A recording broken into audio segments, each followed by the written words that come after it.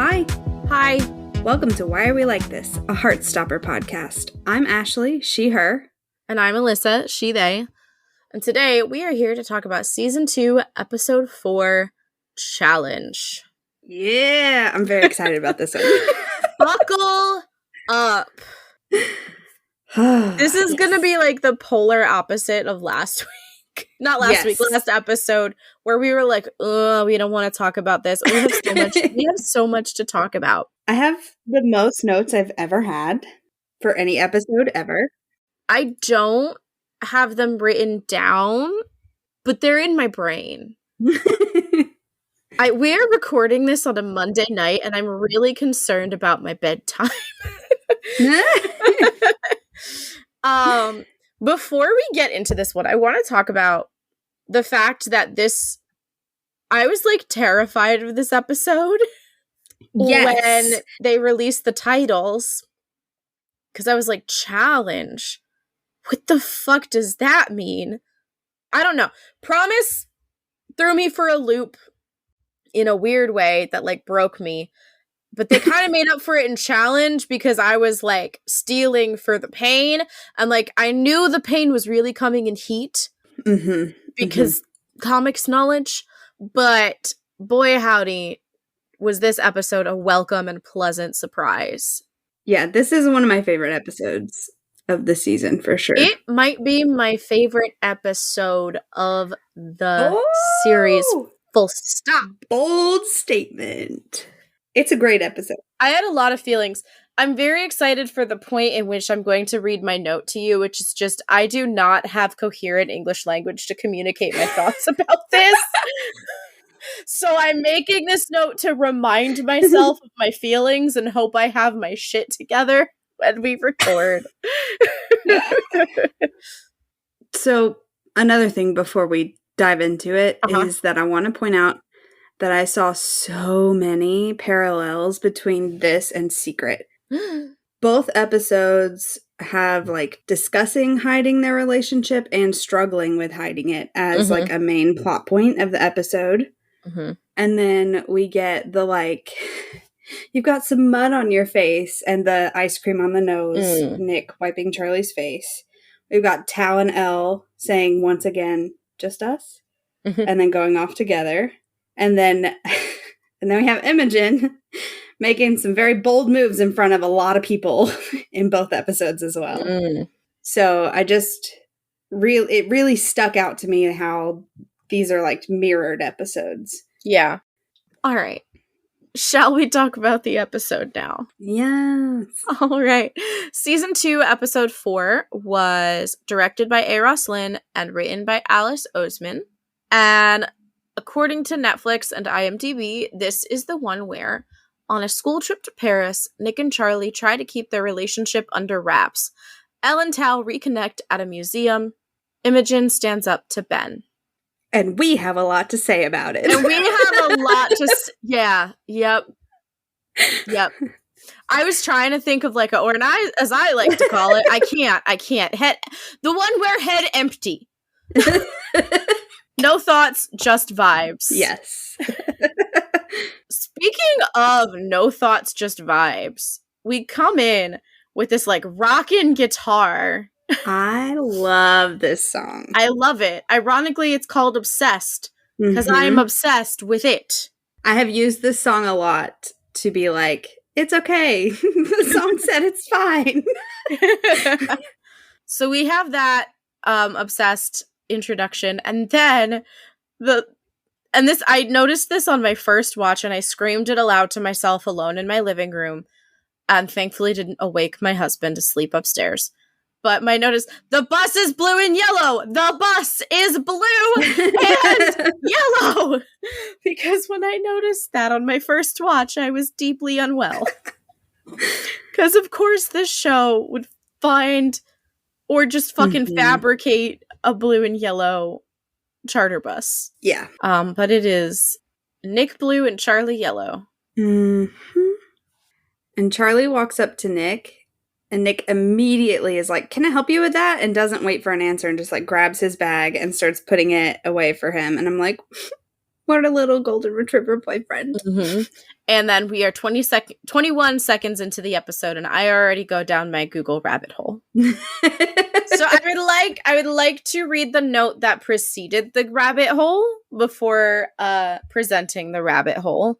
So my note says, Nick offers to help Charlie with his bag. Charlie has an excellent sweater. Also, is that a new Fjallraven bag? Has he had this one all season? It's like a chartreuse green or something. And then the one he had in season 1 was like a blue green. Mm-hmm. And then I had to look it up because it was going to bother me. And I can confirm this is new in this episode. We don't see this one before this episode. The one that he has in season 1 in the early episodes of season 2 is a frost green Fjallraven Conkin backpack. And the reason that I know that is because in April 2022, Elite Daily wrote an article about how that specific backpack was on sale on Amazon for like 20% off or something. And in that, they said that they had contacted like someone on like the Heartstopper team and confirmed the exact color of the bag. I love that. And we also, because I was looking at like stills to see if we see it elsewhere in season 2. We definitely see it in season 2, episode 2, his frost green one, because when that Wes Anderson looking shot in the park that I was talking about, he has it at his feet in that shot. Yep. And now he has a new one, which before I looked up the colors of Fjallraven Conkin backpacks, I called like a chartreuse green because that was the closest thing that I could think of. Online, there were people saying it was the color mustard or the color guacamole. And so I went onto Fjallraven's website and I looked very intensely at the mustard colored one and the guacamole covered one. And I have decided that this one is definitely guacamole. But yeah, so he's got a new bag. He got a new bag for Paris. Mm-hmm. So then, as Nick is putting the bag under the bus, Charlie is standing behind him, so facing away from Charlie, loud enough that Charlie can hear him, he asks if he's okay with keeping it low-key. I'm like, good job, boys. Top marks and subtlety. I was just like, you're currently not doing a good job of keeping it low-key. No. And Charlie says that they probably shouldn't sit next to each other on the bus. Which I think, to the people on the bus, is going to set off more red flags than if they sat together. Mm-hmm.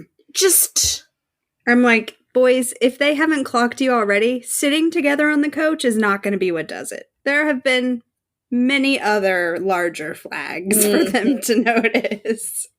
But Nick, like, is immediately upset. Yeah. And you can see it, Charlie, like, you can see the moment he, like, flips the switch to fix-it mode. Yeah. And he's like, it could be fun keeping it a secret again. And on the one hand, yeah, maybe. Especially because it's not the same. Like, all of their close friends know. So it's not like they have to hide it 24/7. They can be themselves in the room. They can be themselves around their friend group. Mm-hmm. So it's not, like, as stressful, especially because Tao is, like, 90% less on his bullshit. It's true. He loses 10% because of the, claiming the other bed thing, not letting Nick and Charlie share a bed. But I have a rant about that when we get there. Yeah, we'll discuss that. I have reasons that I'm annoyed by it. I just feel like as soon as Charlie says, like, we probably shouldn't sit together, like, on the coach or whatever, that just throws Nick right back into I am Ben. And you can, like, see the guilt. Yeah. It, like, really hurts anytime Nick has that face. I know. But then they immediately lighten the mood. Thank you, Alice. Because Charlie bets that Nick can't last 2 days without kissing him.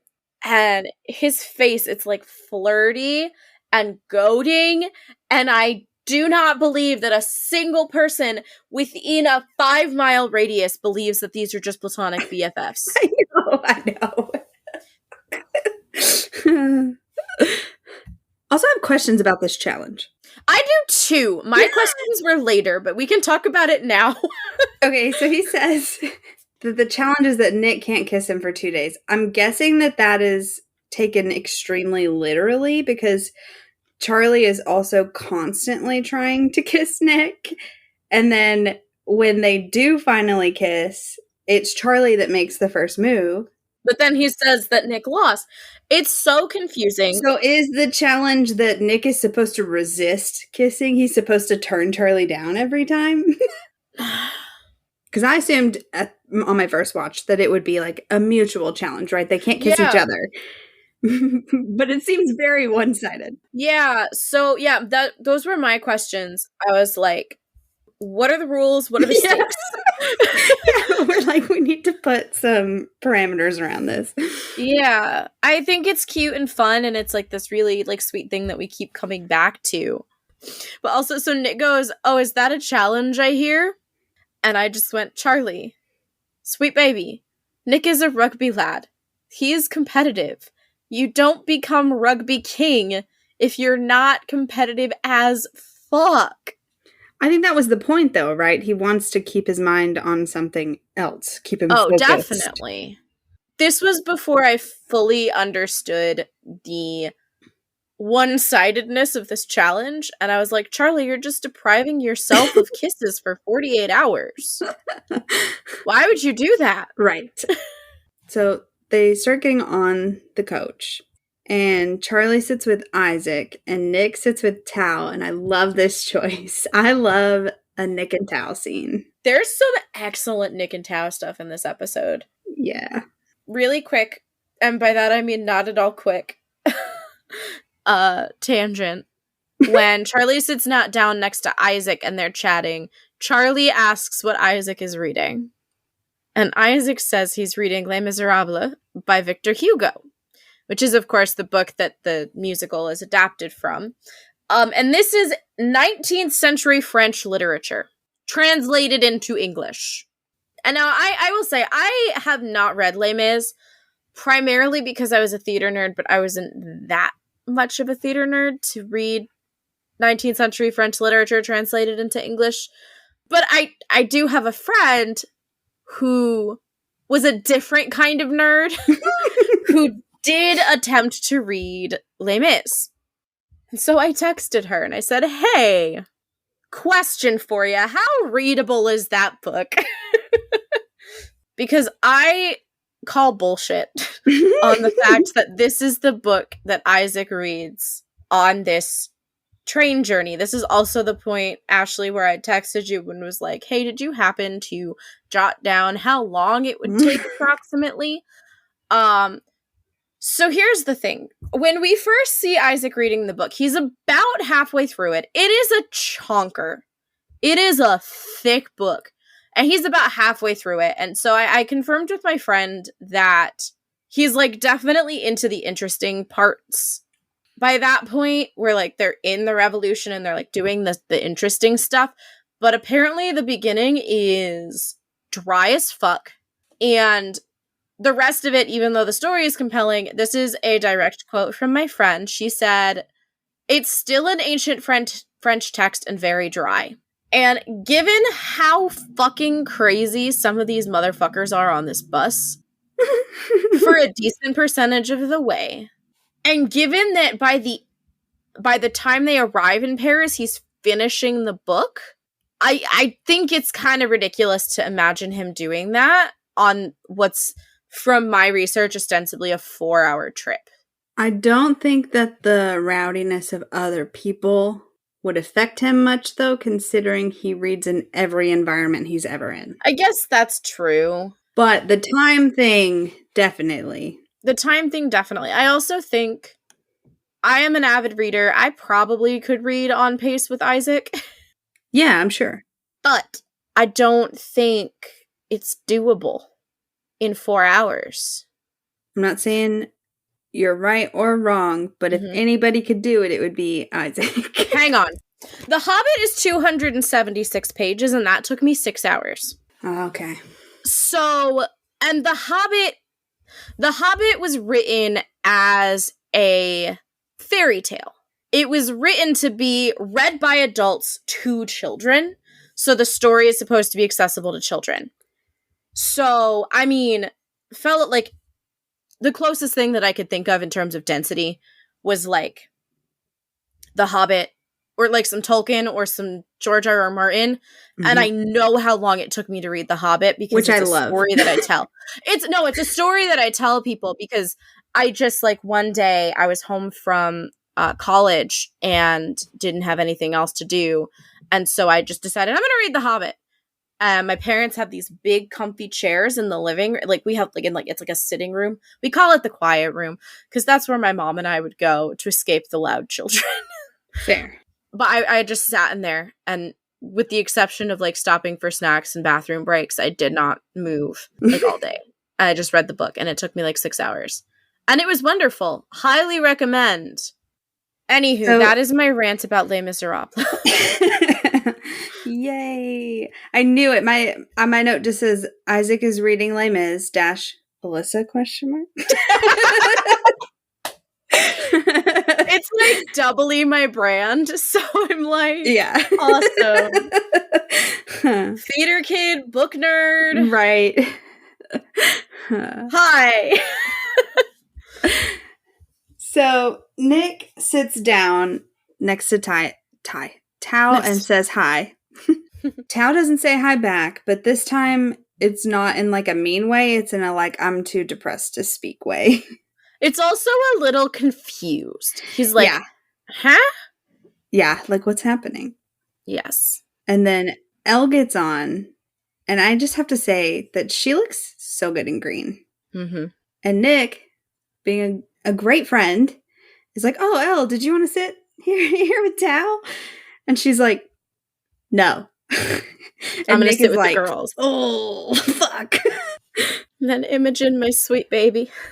Oh, wait, but Sahar saved Elle a space. Right. Oh, right. Yes, I missed that.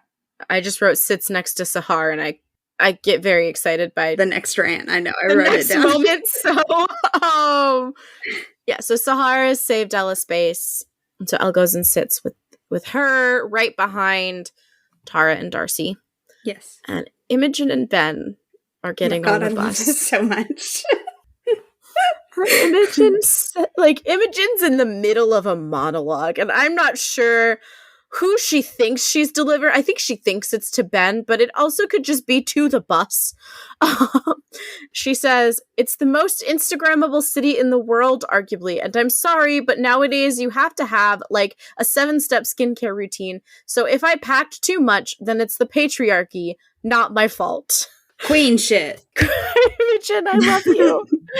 Imogen, I love you. And I also, there's definitely a phase of my life where I would have said that. Yeah, for sure. And I love that she's just calling it out and like as it is.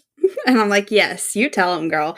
Because I think that she is clearly ranting to Ben, who has probably done nothing but give her shit about her luggage size since they got there. Oh, yeah. And so I think this is her, like, shut up. Like, these are the reasons why I have all these things. This is her concluding sentence to the essay that we didn't hear. Exactly. It's an excellent conclusion. I also would just like to posit to you, Imogen, fuck the patriarchy. You don't have to do that. It's true. If you don't want to. It's great. I never wear makeup. Mm-hmm. And it's very freeing. And when I do, it's because I want to, and it's fun. Same. So, meanwhile, Ben pauses for half a second at Charlie's and looks at him. Charlie, eyes straight to his feet, not looking anywhere. Yeah. He even leans in a little bit closer to Isaac. And Isaac is looking very concerned. I mean, it's Isaac. Isaac knows everything. He's probably known about Ben the whole time and not said anything. And I'm not gonna go into my Owl Eyes 2.0 rant, but I could. He's like this all-knowing entity. Yeah, and so I think that the look that he gives Charlie and then looks back over at Ben is it's confirming something for him. Mm-hmm. And then we get our adorable teachers at the front of the bus. And Mr. Ajayi is like, everybody quiet, please. I'm trying to talk. Hello, hello. And Mr. Farouk is pissed. Like, I would like to imagine his internal monologue is, how dare these children not listen to this adorable, wonderful man? Yes, exactly. 100%. And I love, like, after he yells quiet, everybody goes silent, and Mr. Ajayi, like, looks at him.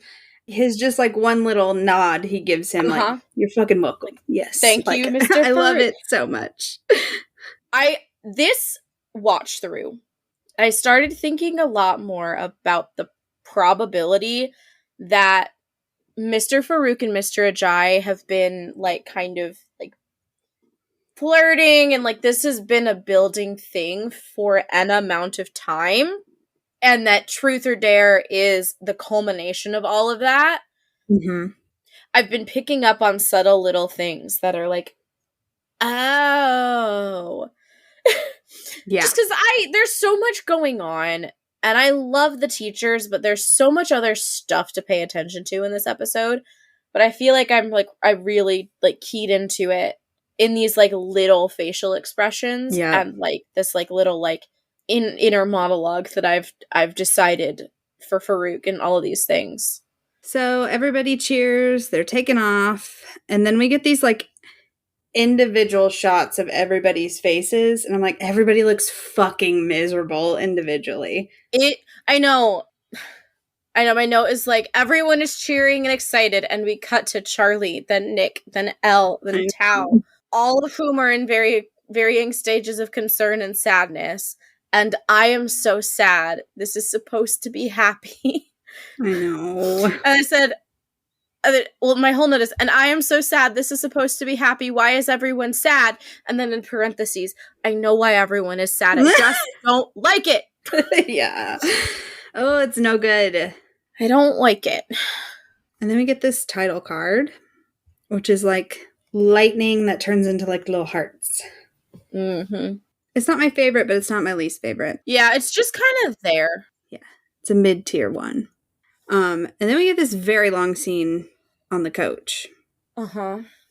Which I guess makes sense, considering it's supposed to convey a 4-hour ride. Yeah. Isaac asks Charlie how he knew that he liked Nick, quote, in that way, before they got together.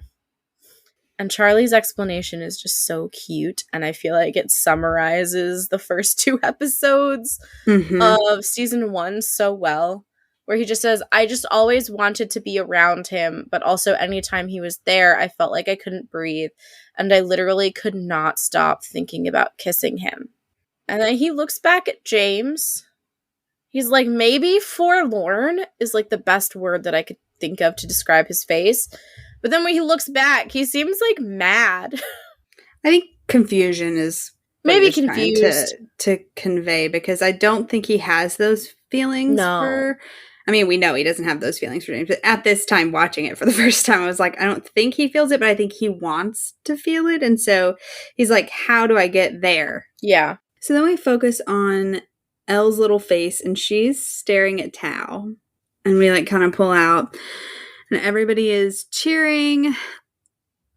We get this line about the bus and the train situation. Harry is, like, dumbfounded, like, almost to a level where I'm like, dude, are you high?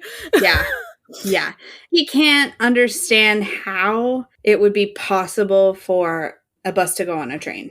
When he's literally sitting there and could look out the window and see what is happening. Yeah. Source, you looked it up. Yeah. And someone did that and recorded it. Yes. And I will put it in the show notes for anybody else who was confused. They do literally put the bus on the train, and then the train goes through the tunnel. What confused me the most was like how the loading happened, like how the loading the bus on the train happened. But it turns out they just kind of, like, parallel park their little selves in there, and then they're good. Yeah. It's so funny, though, because I'm like, how has Ben, like, the sensical one in this conversation. Yeah. Which, I mean, I guess that makes sense because, like, Harry is supposed to be, like, the dumb jock trope, right? And Ben is, like, this slimy, sleazy rat snake character who are typically smart and know what they're doing. That's true. You don't get to be that awful and manipulative if you don't have a couple brain cells to rub together. Exactly. And then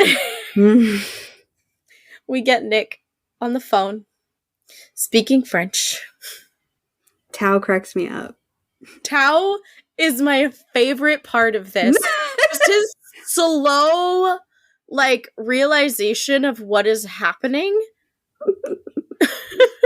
Right, so, like, we get the subtitles telling us that, like, Nick is on the phone saying that they're arriving today, that he's about to lose signal in the tunnel, and all of this stuff. And Tao just goes, "What the hell was that?" So funny. And I kind of love that Tao is the first one to, like, learn this, like, Nick's hidden talent. And so Nick explains the kind of whole story that his dad's French and he lives in Paris and they're going to try and meet up and Nick doesn't get to see him very often. And Tao just goes, "Oh." It turns away. Nick is like, "What?" Yeah. What just happened? "Oh, it's just unexpected." And he has a face, and I can't describe the face, but I would like to read to you my note immediately following this interaction. I have feelings about this moment and the way Tao says this and his face, but I do not have the words to translate those feelings into comprehensible human speech. We know that Tao's dad is dead, and obviously he has a lot of stuff stemming from that.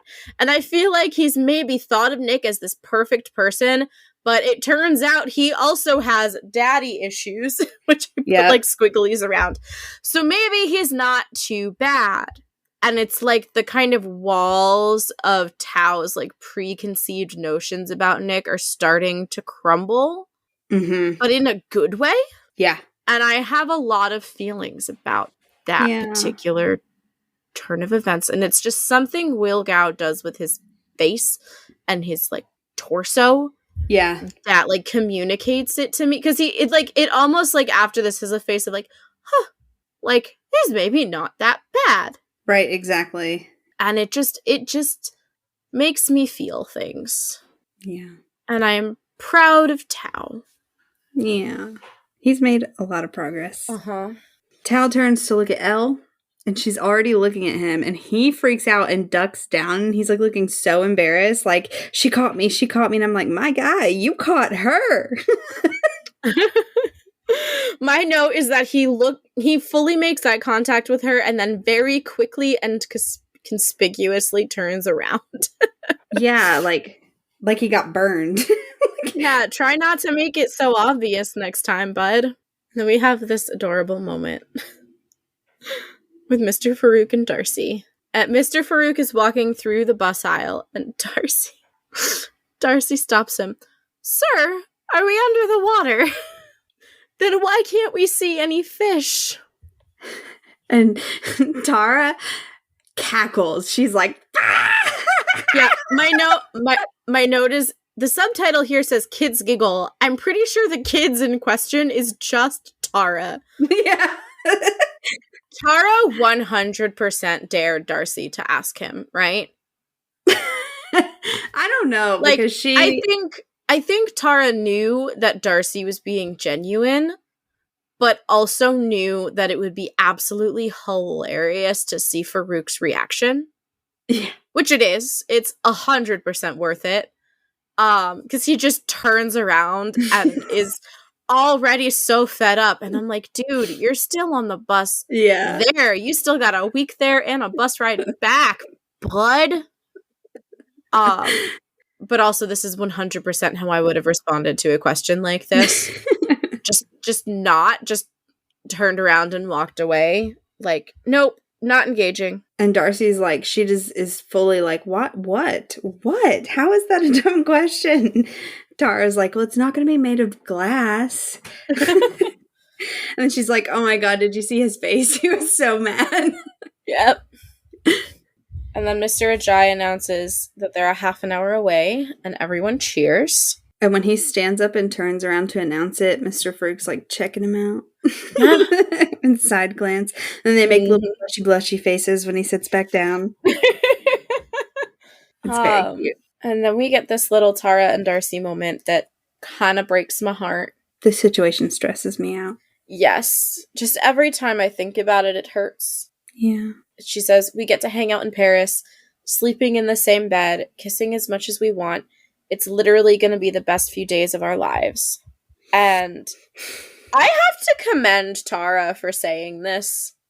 Because it's scary to do something like this, especially like in your like first real relationship. And also, especially like on your way to a trip where you're going to be stuck in her hotel room for 5 days. Mm-hmm. Bold. Yeah. And she just says, I guess I've just been worried about when I said, you didn't say it back. And Darcy just flips it. You mean about our prom outfits? Because, I still think we should be Princess Peach and Mario. And my reasoning for this is, in this essay, I will. Mm-hmm. And it hurts me. It hurts me so much because we know from the later episodes that she doesn't want to say I love you back, and she keeps deflecting whenever Tara brings it up because of her like home situation. And I'm just thinking about how excited she must be about the idea of like a week away from her mom. Yeah. And all of that shit at home where she can just be with Tara and sleep in the same bed as Tara and all of this stuff. And Tara is making it difficult for her to like enjoy that escape because, and I mean, Tara isn't doing it on purpose. Right. But like because of Darcy's own insecurities, it's just like it's making it difficult for her to live in that excitement and in that joy. And it hurts me for both of them because Tara deserves something, like any kind of, response or explanation or acknowledgement of her feelings. And Darcy deserves to feel safe. Yeah. And it's so fucking difficult. Yeah.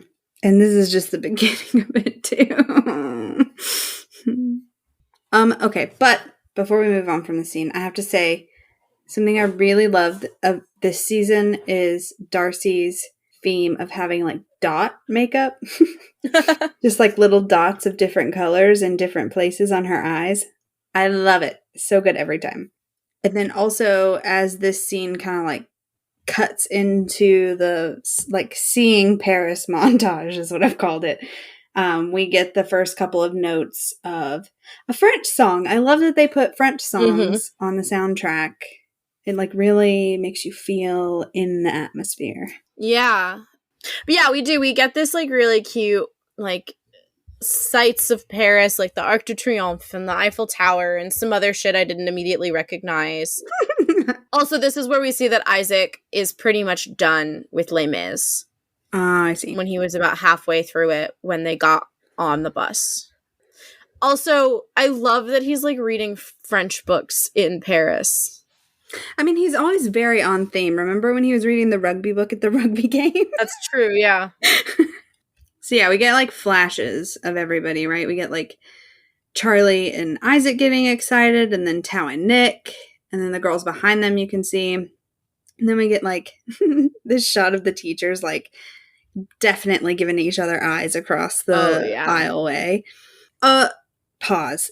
I know this is random, but this just hit me. We have gotten so many comments since we put out the episode with Kate and David that there are 2 other teachers that are seen in Paris. And we just, all 4 of us completely missed it. It's not, and no one has told me this episode that we see them, but we apparently see them on the bus ride back and at the Eiffel Tower whenever they're giving out like the little French tests and stuff. So I was right. There are other adults there. They're just not relevant to the story that's being told. Exactly. Sweet. But then I was like, well, that makes sense though, because it's 2 schools, so 2 from True and 2 from Higgs. Yeah, that would make sense. But anyway, so yeah, then we get Elle looking out the window, but she is not looking happy. And then I love this. Charlie is like so excited. And so he looks up and looks at Nick because Nick is the only person that he wants to share this with. Yeah. And Nick is having the same feelings, seeing everything and getting excited. So of course he looks back at Charlie and they share a smile. Okay, so hear me out, right? I'm just having this thought now.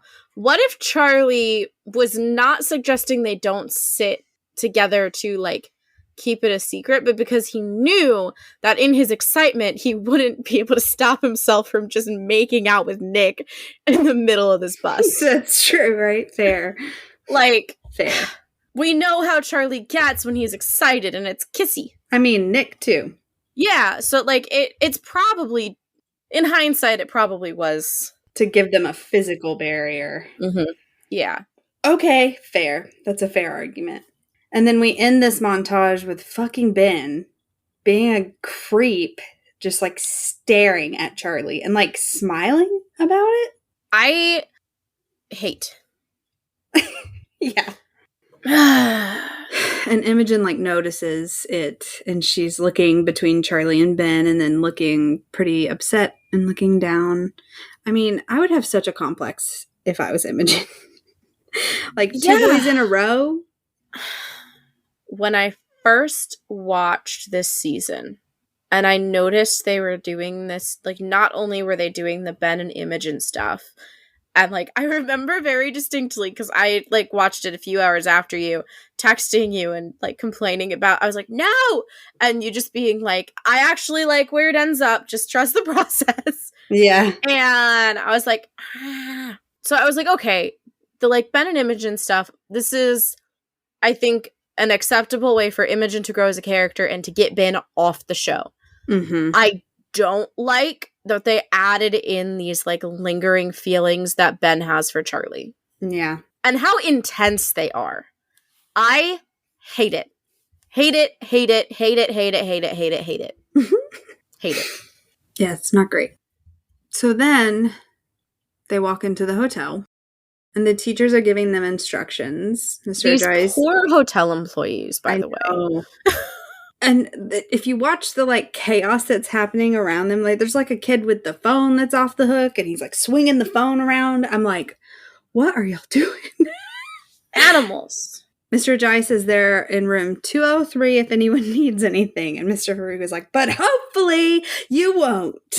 And he gives a very pointed nod of like, y'all better not do anything stupid or I will end your life. Yeah, for sure. But I'm also like, is it also because you're hoping to bone down? Absolutely. And like, you don't want to be caught in flagrante delicto? At least a little bit. At least a part of him is like, don't come to our room because hopefully we will be busy. We gon' fuck. There's a girl sitting at the bottom of the stairs in a chair, and she's like fanning herself and like breathing really heavily, and her friends are like huddled around her and they're like fanning on her, and I'm like, do y'all want to check on this child that's like maybe about to pass out at the bottom of the stairs? Like, have we considered that she's just so overwhelmed with the Paris of it all? I mean, regardless of what it is, they should be like, are you Yes, okay? definitely. But, like, it's so chaotic that, like, if no one's brought it to their attention, absolutely, there's no way they're going to notice something. Like, it's, like, there is a wall of children between them and that particular child that, like, yeah. And then all these kids are going upstairs to their rooms, and Tao tries to offer to help Elle, and she just kind of, like, brushes him off. Like, she's, like, kind of cold towards him. He's mean. Like, yeah. He's like, Elle, do you need a hand? And she's like, she like turns and looks at him for a second and then is like, no. And then turns around and then fucking drags her shit up those stairs. Yeah. And I was like, okay, but I see you because you are me. I would do the same thing. I would be like, no, if it's the last thing I do, I'm getting these up the stairs by myself. I would have gone for the yes. I still am mad at you, but yes. No, not me. I'm too petty. I would have for sure dragged my shit up the stairs. So, but then we enter the boys' room. Mm-hmm. And when they enter, Charlie turns to Nick with the biggest grin. And he's like, we have to share beds?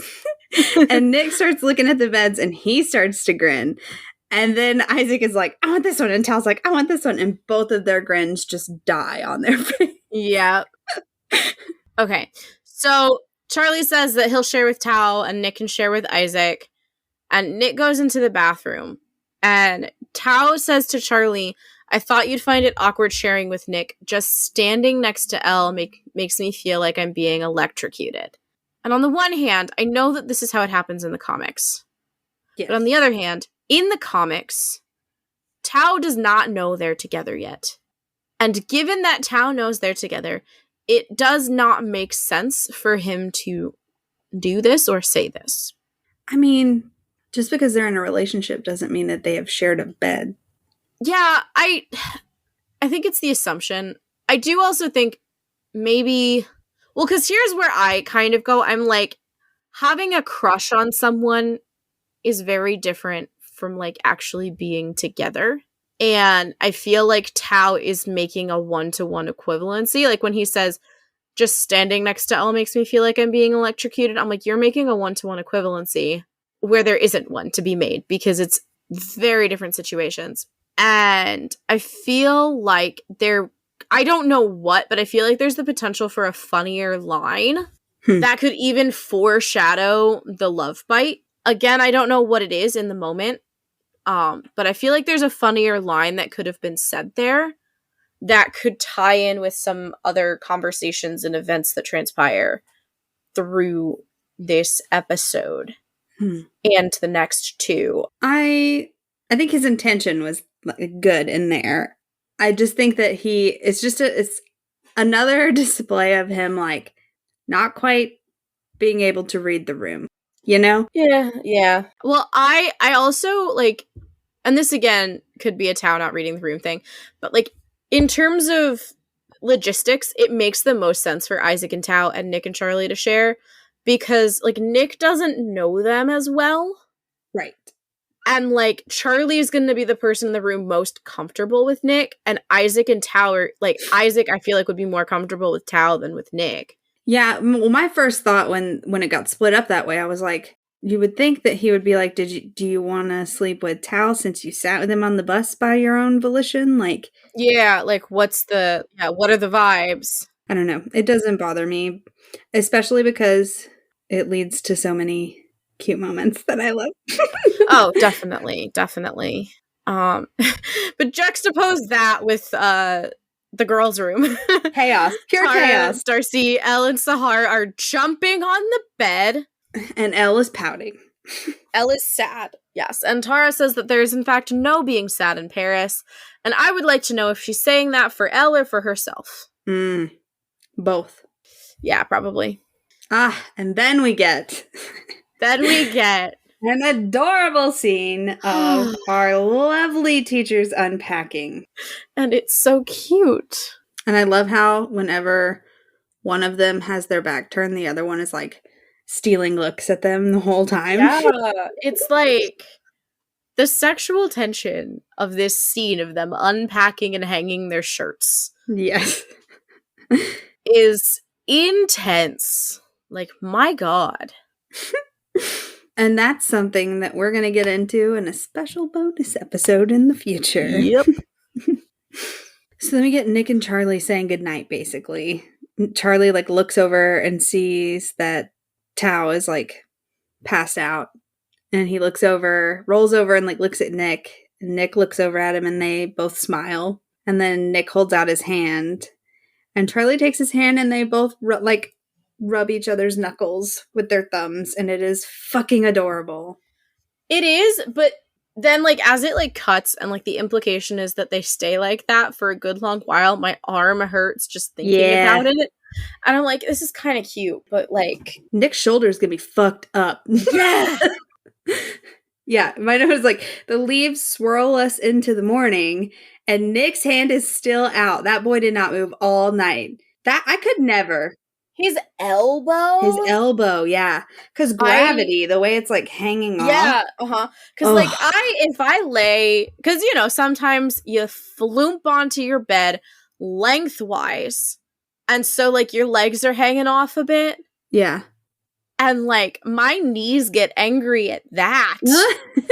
And I'm like, the idea of my elbow, my arm hanging off the bed, like, and gravity locking my elbow all night, it hurts. Yeah.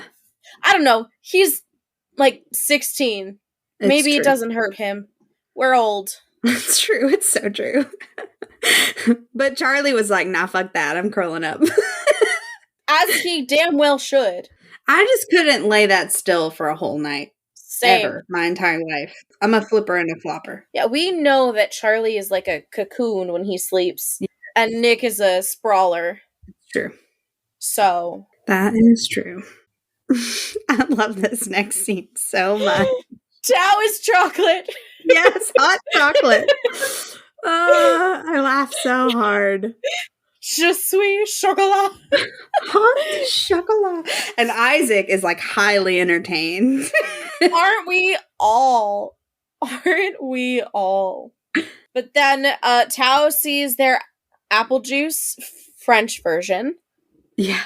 And so he grabs it and just puts it in front of Elle without saying anything and walks away. He like slams it on the table too. And Sahar's like mid-sentence and just stops. She's like, what is happening here? Everyone is confused. Also, before we move on too far, I do think it's also very funny that Isaac is like giggling and like watching Tao like put these little pastries on his plate. And then Tao's finally like, oh, do you want some of these? And he's like, yeah, thank you. Like, no, I'm just standing in line for nothing, Tao. Like, thanks for sharing the food that's here for literally everyone. Yeah. I love Will Gao's physical comedy in this scene. It's so funny. He like slams it down on the table. Yes. And like even because like later on when like he like goes and sits down and he like is looking and watching and like whips back. Yes. He is someone who really owns his length. Because he is a tall and, like, gawky kind of dude. Yeah. And he owns it and, like, uses it in such a good and intentional way. Yeah. That, like, it's a lot of effort to, like, make those kinds of, like, physicality, like, to, like, embody the, like, physicality of, like, a character like Tao. Yeah. And he just does a really good job of it. He really does. Yeah, because not for nothing, like, it requires a coordination of limbs that most people built like that don't have. Yeah, that's true. And he is, in fact, built like that, so, like, good on ya. So, yeah, he puts it down on the table. Elle, like, picks it up. Sahar turns into the emoji that's just, like, the two eyeballs looking sideways. That's her default state of existence. Thank you very much. Elle, she like gives a little smirk, and this whole time he's in the background. He like waddles in to his seat and then turns around and is like staring at Elle with these huge eyes, and he watches her like open it and take a drink, and like somebody comes down the aisle and he like frantically scoots closer to the table without taking his eyes off of her. And she turns to look at him and he whips his head back around again, just like on the bus, like, no! And she can't help but smile. And you can really see like the fondness is just like oozing out of her. She's just like, God. It is a good thing that they resolve this shit today, because if not, Tao might give himself whiplash. Very true. Very true. His poor neck. So then we cut to the boys' room again. And Charlie's like in the bathroom and he's like patting his head, and I can just see Alice's little font being like flatten, flatten. It was like perfectly done. And what it really should be is scrunch, scrunch. Yes. Yeah. But then he comes like into the like room proper and like sits down with Nick and says that he really wanted to share a bed with Nick. I love that he's like looking at himself in the mirror and then looks at Nick, and Nick is looking at him in the mirror, and that's when he like smiles and turns around and comes to sit on the bed with him. So cute. I love this scene so much. I've loved it since the comics. It's done so well. And just to have these two bring it to life is such a joy. Because, right, like Nick is like, I'm sure we'll get to do it one day. And my note is Charlie laughs, Nick's head goes empty. My note says, Nick says, I'm sure we'll get to do it one day. And then Charlie's eyebrows actually come completely off his face and hit the ceiling. I didn't write this, but I just thought of it. It's like Nick wasn't thinking about it that way, but then when Charlie laughs, he was very much thinking about it that way. And I love just how like awkward it is, because it's like very much like they're not there yet in so many ways. And so for Nick, it probably was like the first time that he's ever even thought about it that way. And it just kind of like happened. And it's kind of funny. But he's like, I didn't mean do it. I like the number of ellipses in this statement. And then I was just talking about, sharing a bed. That's all. So, that came out all wrong. His sputtering is perfect. The way that Joe specifically can act like flustered and embarrassed at the same time while also like smitten, it makes me think of like the French scene in the Louvre. The way that he pulls that off, where it's like it's just, they're both so fucking believable at like, I believe that these two are like actual people who are having this conversation and not actors. It's so cute. They start to kiss, and then we get the greatest moment in all of television history. Because Darcy bursts in, Charlie, you two coming or? Oh, you're being gay. Good job. Carry on. Which was, I think, one of the most highly anticipated moments of the season for anyone who read the comics.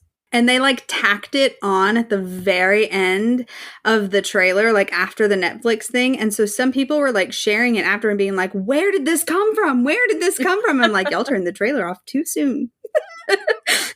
You fucked up. No, so they don't kiss yet.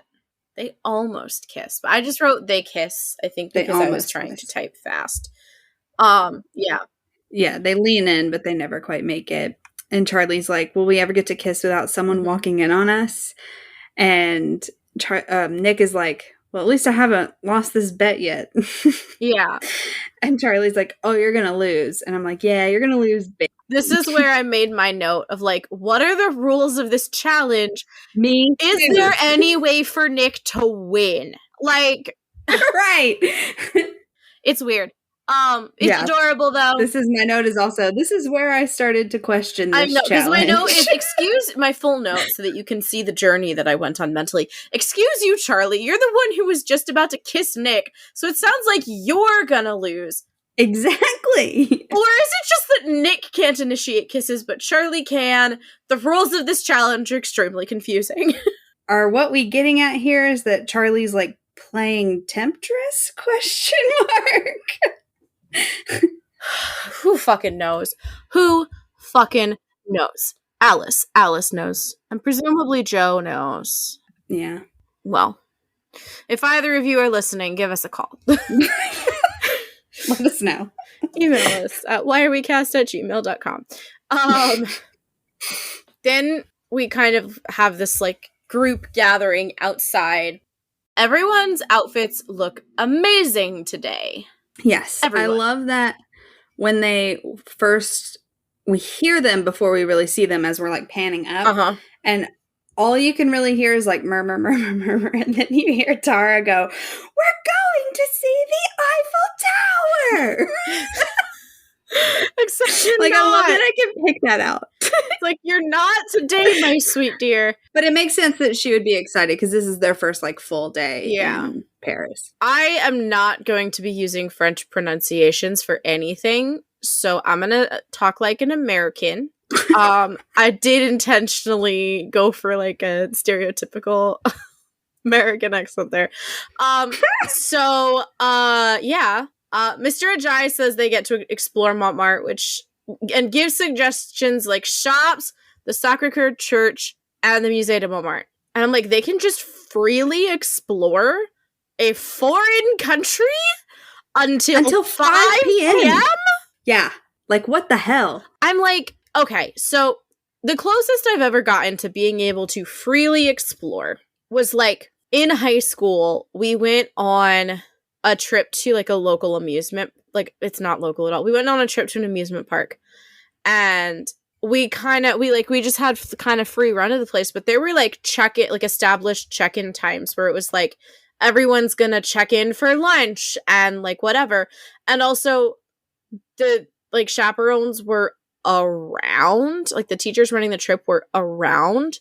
So yeah, it's a confined space. Yeah, it's not the entire city of Paris. Right. Because like ostensibly there is nothing stopping someone from jumping on a train like Nick and Charlie do in the next episode. Yeah. And just fucking off and doing something they're not supposed to. Like, there's not even like a check-in, or like on a trip I went to in 8th grade. It was actually to that same amusement park. Oh, interesting. We like each group had an adult. Like, my mom chaperoned that trip, and like we had like a group of like 8 of us.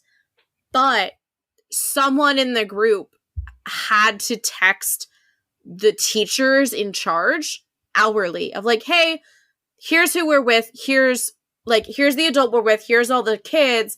Here's where we are and what we're doing. Right. Which for 8th graders makes sense. But also for any children roaming a foreign city by themselves. I love that Mr. Ajayi says, you are to stay in groups of no less than 2 people. And I'm like, just say don't go off by yourself. I guess you have to be literal. You have to be literal. And then Mr. Farouk says, and don't get lost. And he says, I'm looking at you. And I feel like because it cuts to Darcy, like, cackling. So I feel like he was, like, telling Darcy, like, yeah, well, because she has the map and she like holds it up too. It would be their group. Mm-hmm. And it would be Tara and or Darcy, because they have a tendency to accidentally get locked in music rooms. Yeah. So people start grouping up. Isaac asks if James wants to join them. He has the little prince like tucked under his arm, and I think that's adorable. Cute. Then it cuts to Imogen like trying to get Ben to want to do anything, and she suggests that they get a padlock and write their initials on it. And Ben just like shoots it down. And I'm like, he's so fucking rude, and it makes me so mad. It's now not 1 but 2 people that I love that you're being a complete fucking dick to. I'm just so ready for him to be gone. She's so hurt. Yeah. I mean, all she wants to do is like what you do when you're in Paris with your boyfriend. And fucking dick. Oh my god. But then it cuts to our beloved teachers. Well, we see Nick. Oh, we do. We see Nick being upset because he sees Imogen being upset. Yeah. And then it cuts to the teachers. Iconic. Mr. Farouk, I need a drink. An alcoholic drink. And Mr. Ajayi is like, we probably shouldn't drink alcohol. And I'm like, you're not supervising these children. Yeah. So why fucking not? A glass of wine ain't gonna kill you.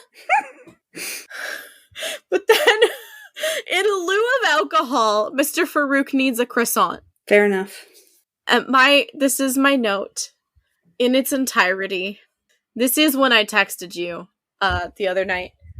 So I said, why did Farouk agree to go on this trip?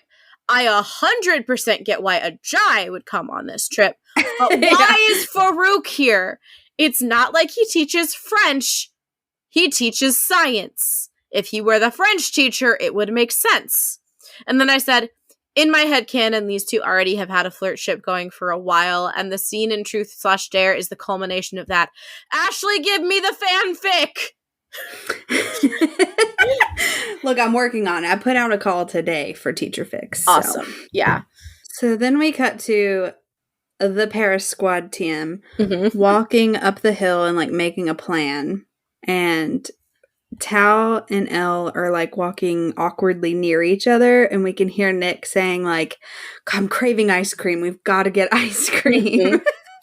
And then immediately after saying that, he stops everyone and is like, so what's the plan? I'm like, my guy just wants to get to his ice cream. Yeah. And Tao and Elle are the only ones who want to go to the museum.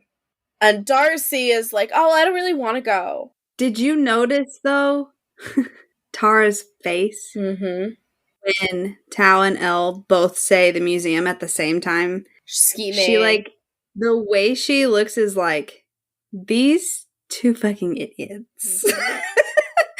And so you can already see her wheels turning before Darcy even opens her mouth. Yeah. And, like, I love how everyone just plays along with it. Like, they had a telepathic conversation of just, like, this is the kind of meddling I can get behind, by the way. I know in our last episode, my advice to Tara and Darcy for episode 6 was that meddling isn't a good thing. This is the kind of meddling that is acceptable. I love Isaac's, like, shit-eating grin is, like, taking up his entire face. Nick is also just, like, staring at them and smirking and, like, trying his best not to giggle. James is, like, watching a ping pong match. He's like, what's happening here? I am not privy to the info. I'm not in on this joke. What's going on? Yeah. And so Darcy's like, I don't really like museums. And Tara's like, yeah, it'd be nice to explore. And Tao and Elle are so offended. They're like, but Renoir painted there. It's like a really important place in art history. And I'm like, yeah, you are the only two motherfuckers who give a shit about either of those two things. Yep. 100%. Nobody else cares. Not at all. And Sahar's like, you can kind of like see it click. She's like, oh, okay, I see what we're doing. So then she's like, why don't you two just go together? And then Charlie's like, yeah, we'll just meet you in a couple of hours. And this is when we get the Just Us parallel. It's so cute. And then as they walk away, everyone's like giggling. And we get my favorite Darcy line. Yes. She goes, mischief maker, I've influenced you. Yes. And Nick is like, you do exactly what you were doing. It's great. So good. It's great. And then we get another montage. Yes. So it starts with Tao and Elle walking to the museum. Then we get a couple of random shots of like people walking on the streets. There's like someone painting. Then we get the storefront where Tara and Darcy are buying the hoodie, like the I Heart Paris hoodie. And Nick and Charlie are standing at the like postcard stand. Ugh, it hurts. Like Charlie's just watching Tara and Darcy be like open and out and lovey, and it's like killing him that he can't touch Nick. And he like reaches out and we get like the little crackles and then he pulls back. It's just it just hurts. And while all of that is happening, Nick is looking at the postcards, and if you look, you can see the postcard from the comics that Charlie sends Tori. I didn't notice that. Is on the rack. So that was a cute little Easter egg. And then, so when I did the LoverCon thing, Bradley mentioned a scene that got cut, and it would have been right here, of Sahar and James buying just like a bunch of junk in there. And you know, like in Truth or Dare, we see the like giant baguette plushie. That was one of the things that James bought. And so they had like all these things in their hands, and they were like being ridiculous and running out of the store and talking about like how they got ripped off because everything was way more expensive than it should have been. And I was like, that would have been really cute to see like those two bonding. But yeah, so we see Charlie basically like really struggling to he just wants to show Nick off so bad. Yeah. I don't blame them. No. And then we get Tara and Darcy at the bust of Delita, who I looked up.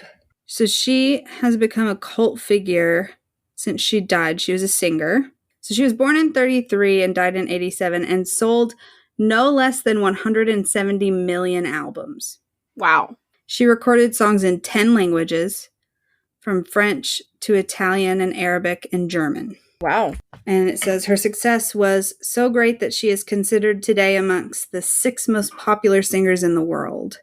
And she was awarded more than 70 golden records as a singer during her career and 1 diamond disc. Awesome. And so, yeah, it's another, kind of like you said when we were texting about this, it's another statue where you rub the boobs for good luck. So that's why they're a different color, because everybody is rubbing the boobs. Everyone's polishing the boobs. Yeah, Darcy's like touching on the boobs, and Tara says, I'm here. I'm here. I thought that was so funny. Yeah. And they do like a full-on photo shoot with the boobs. Mm-hmm. And then we get James and Isaac kind of walking up and around this corner with the group, going for ice cream. And James thanks Isaac for letting him hang out with them. He said his friends just wanted to go find the nearest McDonald's, which I think is so accurate for teens. Yep. And Isaac is like, yeah, it's really nice to hang out outside of the library. And James is like, yeah, it's really nice to hang out with other gay people. Like, just another, like, you know I'm gay, right? Like, yeah. And then we get the iconic ice cream scene. Mm-hmm. So my note is just Nick orders ice cream in French. Everyone is shocked. Sahar, since when can you speak French like an actual French person? Which is just a line that I really love. Yeah. And he says, oh, my dad's French. And then just like the way that he delivers that is like, that explains everything and no further questions are needed. Yeah. And so they're like, I think, well, Darcy's the one that says, since when? And Kit Connor, this is so well done. His delivery of this and like his facial expressions. And he's like, since his birth? And then he like looks so confused at everybody when they're laughing. Like, I don't get the joke. Yeah. And it's like, nobody knows you can speak French. Like, it's great. So yeah, we cut to Charlie and Tara on the steps. Charlie's like taking pictures. She asks how things are going with him and Nick. And boy, does the anxiety spiral hit him like instantly. He's like, things are going great. Wait, why? Does it look like they're not going great? Like, yeah. And then I get the iconic line of Nick is so in love with you, it's a bit unbearable to watch sometimes.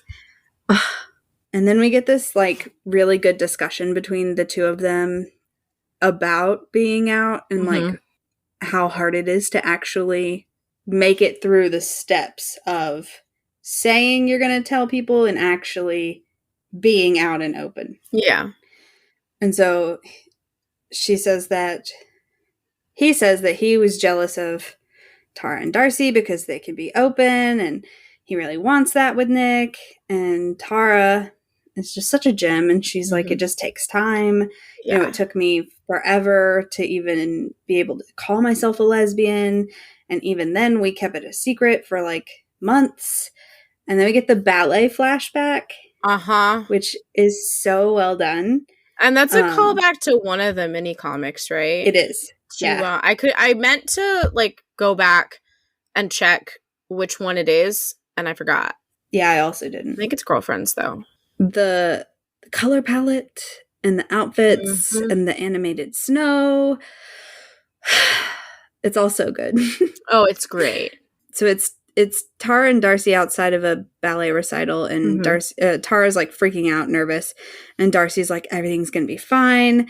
I'm gonna cheer for you, even if you fall and hit your face, because I love you and you're the best. And Tara just cuts her off with a kiss, and she says, we just realized that me and her were all that mattered. And she tells him that they'll get there. And then she admits that she's jealous of them because they talk about their feelings, and Darcy just takes everything as a joke, and it's really hard to get her to open up, which, relatable. But yeah, so they talk about that, and Charlie's like, she tells him, I told her that I love her. And she didn't say it back. I don't even know if she wants to say it. And Charlie's like, I'm sure she wants to say it. And Paris is the perfect place to have that conversation. And I'm like, you're trapped here. I don't know. You should have talked about it probably before. Mm-hmm. Yeah, I feel like they're getting like all caught up in the like city of love of it all. And I'm like, okay, but you're trapped here. Exactly. In rooms with these people. Yeah. But they don't get much further than that because Darcy comes stumbling back and she's like, oh, absolutely. Disaster, Jonesy. They were out of mint chip, so I had to get a strawberry. She says mint choc chip. Like, she doesn't even... Oh, really? Yeah. I just wrote down mint chip. I guess I didn't hear the chalk part. Yeah, they're out of mint chocolate chip. Or, like, she doesn't say all... Like, she says, like, mint choc chip. Yeah. And then Nick sits down. This makes me so uncomfortable until it gets cute. Mm-hmm. Because he got Charlie an ice cream and Charlie just like looks at it and is like, oh, I'm still full from breakfast. And he's like, you didn't eat that much at breakfast. And he gets so defensive. And he's like, yeah, I did. But even through all of this, Nick is holding it out to him and Charlie's just like not taking it. Yeah. And I don't know if that's like the people pleaser in me or what, but I'm like, you don't have to eat it, but just fucking take it from him. Take it out of his hand. This is driving me insane. But Charlie he starts to deflect. Like once he sees that like Nick's face like starts to fall. Yeah. Like I think Charlie can see that he's like starting to connect dots with the food stuff. He kind of like jolts to action basically. Yeah. And he like takes the ice cream, he deflects. He's like, chocolate, not bubble gum. And he's like, that works. Nick is like, takes the bait and he's like, well, you're a good influence, you know? Mm-hmm. And that seems to, break the tension quite a bit. But, oh boy, was it tense there until that line. Mm-hmm. And then Charlie takes this comically large lick of the ice cream and like rubs his nose all the way up the scoop. I'm like, there's no way he doesn't feel that on his nose, but okay. Have we considered that it was intentional? I mean, maybe, yeah. No, I guess I hadn't considered he did it on purpose. Like, it's not out of the question that it was, like, he did it on purpose just to see how Nick would react. Yeah, and to continue to lighten the mood. Yeah, and Nick does. He, like, cleans it with his thumb, and it's adorable. And licks it. Yeah. I was like, gay! Gay! I'm like, you might as well have just licked it off his nose. Yes! Front of the entire city of Paris, including a shit ton of your classmates. Yeah. Also, it's like melting down the cone all over their fingers, and I'm like, no. That's what stressed me out more than anything about how long it took Charlie to take the ice cream. I was like, it's gonna melt, and it's chocolate. Yeah, it's like already running because they had to walk it all the way over here, and we know it's hot. Anyway. So that's the ice cream scene. Yeah. So then we cut to the museum and some Wes Anderson shit. Eros is on some Wes Anderson bullshit, and I am here for it. Especially with the Ellen Tao stuff for obvious reasons. Y'all, this is just kind of a preview. This has gotten to the point where we're planning a whole bonus episode just about Wes Anderson. But just this shot of Ellen Tao standing outside the museum is like peak Wes Anderson.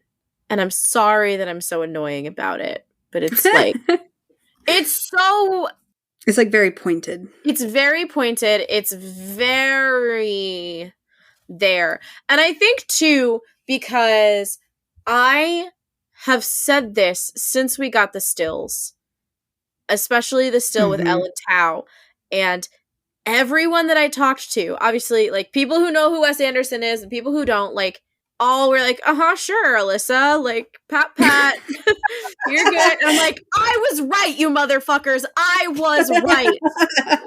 Wes Anderson's fingerprints are all over this, but, like, not actually. Although, if Wes Anderson directed, the idea of a Wes Anderson directed Heartstopper episode, this show is already aesthetic as fuck. God, it would destroy me in a good way. But anyway, so we get this really aesthetic Wes Anderson looking shot of them outside the museum, and then they go into the museum. Well, the conversation they have outside the museum is really important.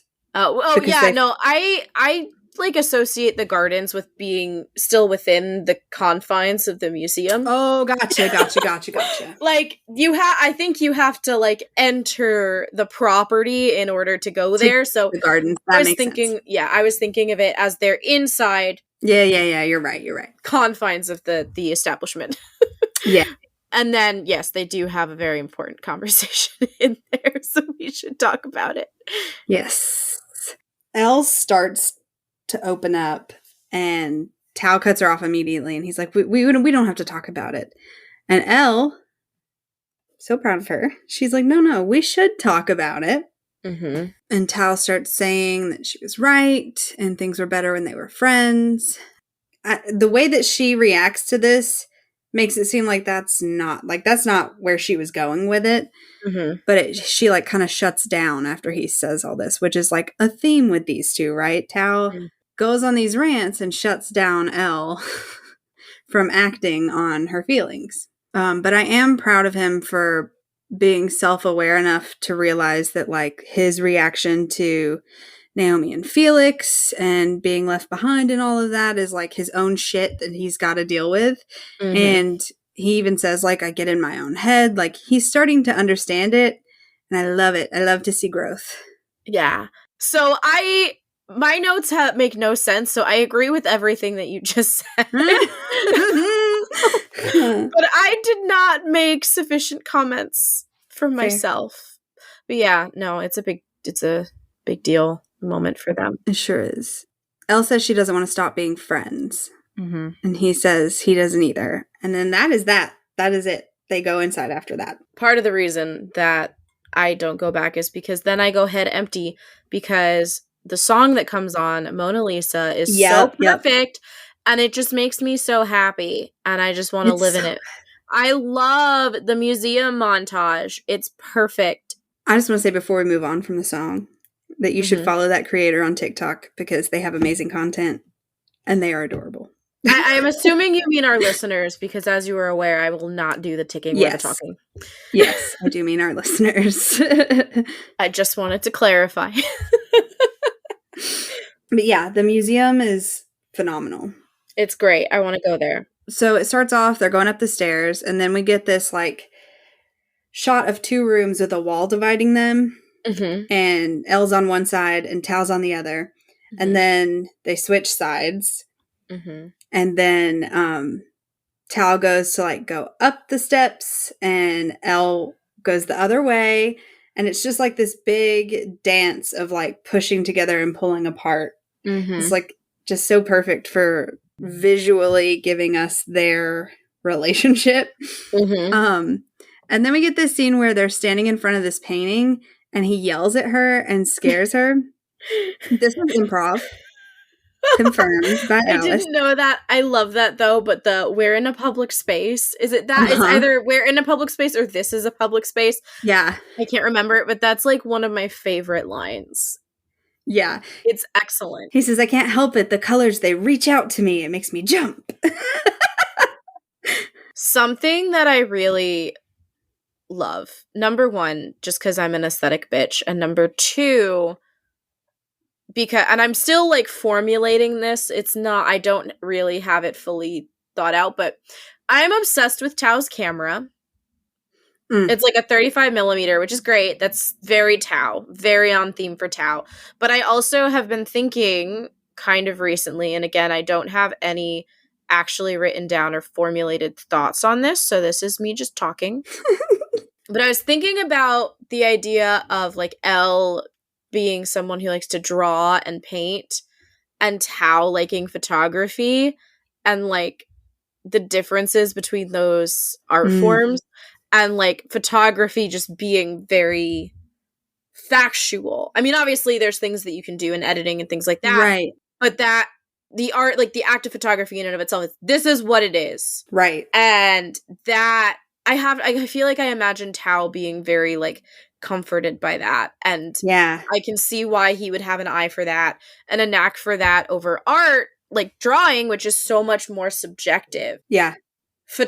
that's okay. Photography is much more objective. It's boom, this is the thing, this is the picture. And obviously there's subjectivity and art in framing and composition and, all of these different things that I could go on and on forever about from, my one high school photography class.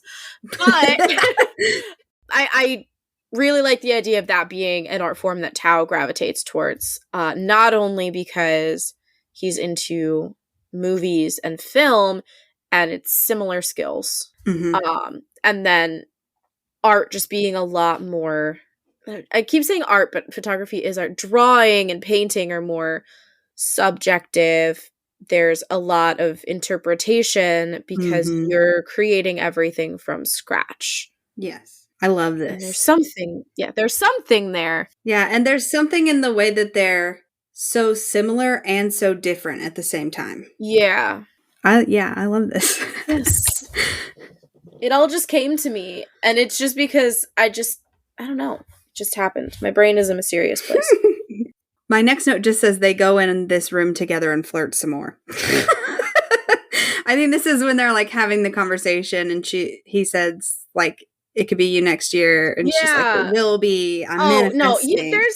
I love that scene because she's like I think it's like a recreation of Renoir's studio. Mm-hmm. And like Elle sits down at the desk and Tao takes a picture of her, which got me in my feelings because I was thinking about Nick and how Nick is always taking pictures of Charlie.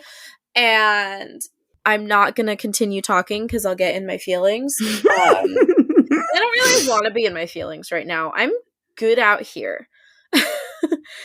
But yeah, and he's saying this could be you in like 3 years' time. And she's like, it will be. I'm manifesting. And which kind of like calls back to family? Promise? It was family. Yeah. But yes, it's a callback to Naomi saying she's manifesting. She's manifesting. And I loved that. It's very cute. I love it a lot. It's very cute. And I think that maybe I'm overthinking it because I'm going to talk about the photo. I said I wasn't gonna, but I'm gonna. It is a truth universally acknowledged that if Alyssa says she doesn't want to talk about something, it is guaranteed that within 45 seconds she will be talking about the thing. So I've been thinking about, because like photography and like taking pictures, like Nick does that as an act of like love, obviously. And I feel like this museum trip and like the montage has already happened of them like pushing and pulling, but they've kind of come back together in a way that I think is really important, because kind of from here through the rest of the Paris trip and like the Louvre in the next episode, they are like coming more and more and more together until they finally like admit their feelings and they kiss in the next episode, which I am so excited to talk about because I love that scene. Yes. But I feel like him taking this picture is like such an important moment because he wants this memory of this time.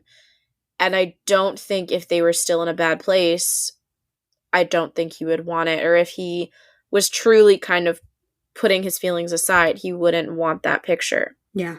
And so like I feel like it's an important moment for the both of them. For sure. Yeah. So then they're leaving. And this family comes up and asks Cal to take a photo of them. And he like, excuse me, if this was me and I was there, which I don't have kids and can't imagine what it would be like to be like out and about with children and things like that. But like, if I ask someone to snap a photo and they make me crouch on the ground and be like, excuse me, can you just snap a photo? Thank you. I have a theory about this. Yeah.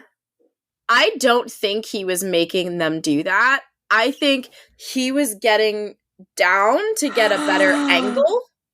And the family was confused because of the language barrier. I didn't even think about that. And they just got down with him because they thought that's what he wanted them to do. And he's Tao, so he's not going to try and fumble his way through in a trans language, English, French. I don't know what the like Spanglish is a thing. I don't know what Franglish.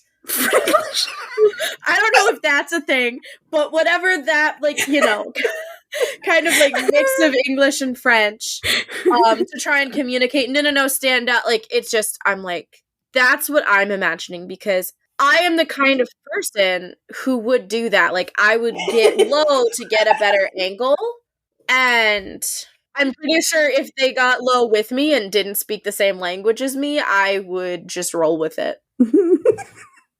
I'm gonna have to watch back with that lens and see. Yeah.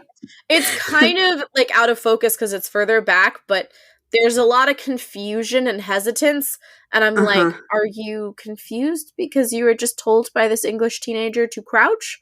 Or did he crouch and you just think that you should do that too? But because of the language situation, I'm choosing to think. Yeah, I didn't even think of that.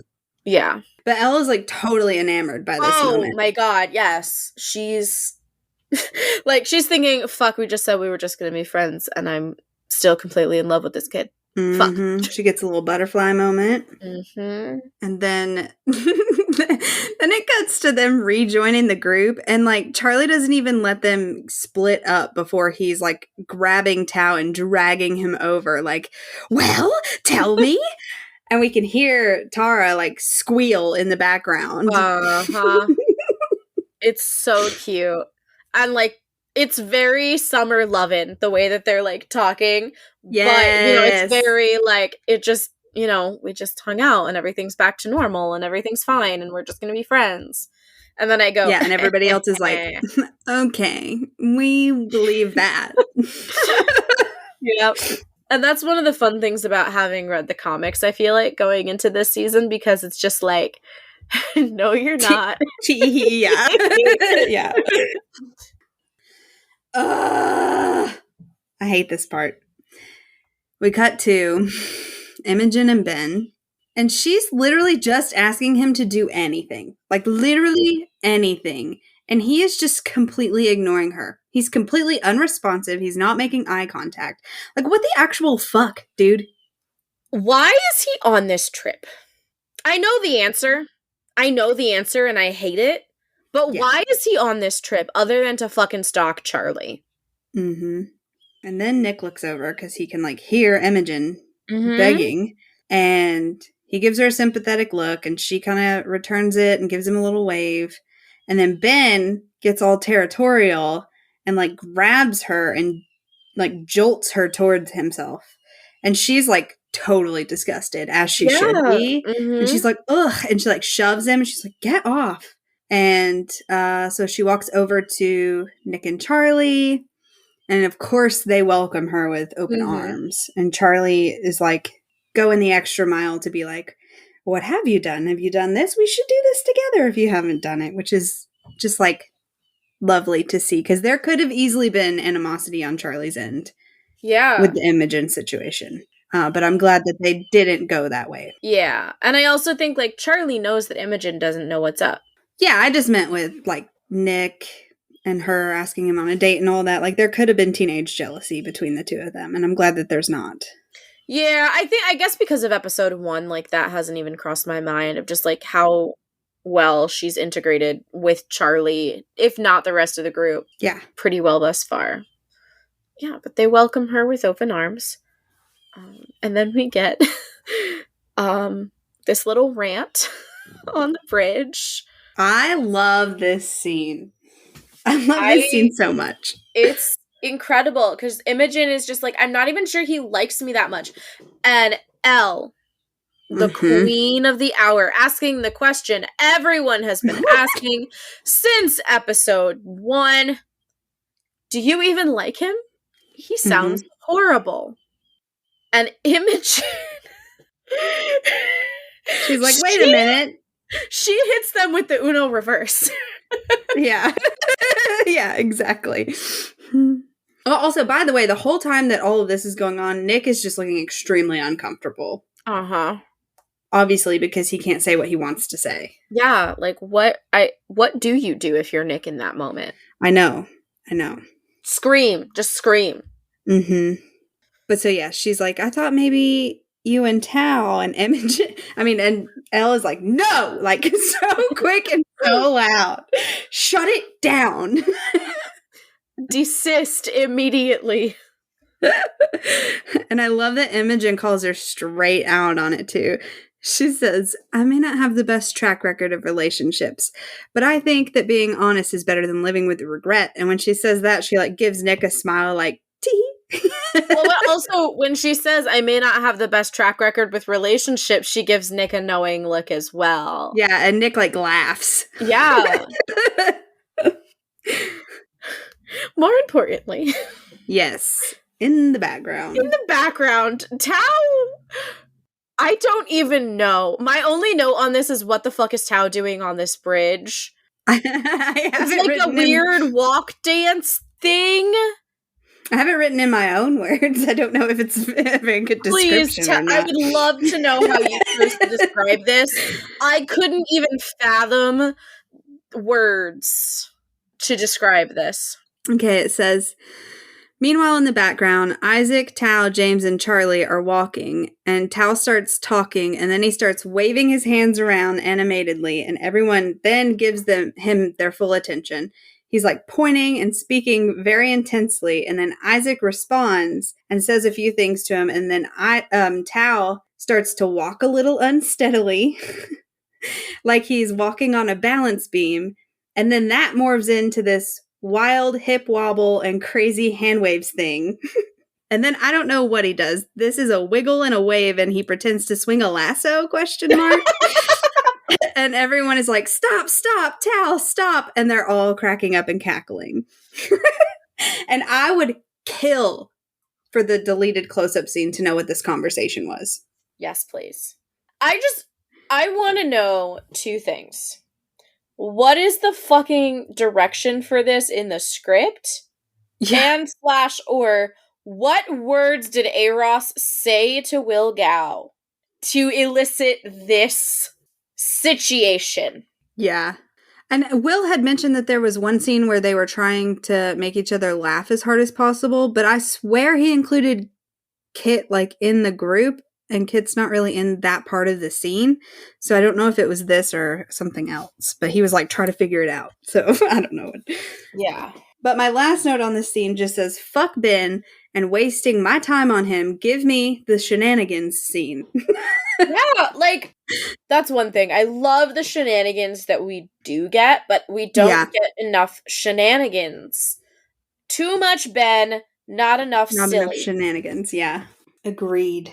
However, we do get a good scene that happens to involve Ben at dinner.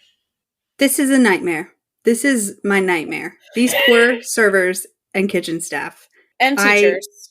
Okay, but the teachers are there, like, they chose to bring these kids here. These people are just in their normal job. And all these teenagers have infiltrated. That's true. I know, and, like, Farouk is trying to, like, go through what everyone ordered and, like, how many of this and how many of this in French. And it's just so chaotic. Mm-hmm. I did ask, because the second time that I watched the show straight through, I was with some friends, one of whom knows an amount of French. Oh, and nice. I didn't know that. I just kind of jokingly offered to the room, anyone speak French and know what's going on here? And she said, yeah, basically he's just saying, like, what everyone ordered. Gotcha. So, but I do love, he's like, no onions. I'm serious, man. I get bloated. Yeah. He's serious about the onions. He's like, I have to make sure that I am in pristine condition. I'm sharing a room with a man I have had a crush on for a very long time. There will be no bloating and there will be no onion breath. Very important. Very, very important.